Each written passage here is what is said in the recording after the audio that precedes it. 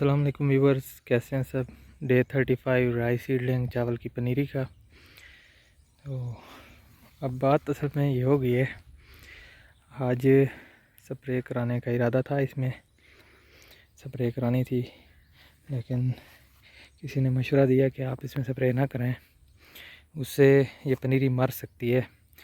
इधर साथ साथ में इस तरह का इश्यूज़ आए हैं, एक दो लोगों ने स्प्रे कराई है तो उनकी ये पनीरी मर गई है। उन्होंने कहा कि अब अभी ना कराओ, चावल लगाने के बाद आप फिर करा लेना, क्योंकि इसके बाद ये डाउन हो जाएगा, काफ़ी सारा पनीरी डाउन हो जाएगी, फिर आपको तंगी होगी, नई लगानी पड़ जाएगी। अब जो हो चुका है सो हो चुका है। जो जड़ी बूटियाँ घास वगैरह अंदर हुई भी है, लगाते हुए ख्याल रखेंगे, घास को अलहदा फेंक देंगे और सिर्फ पनीरी ही लगा देंगे।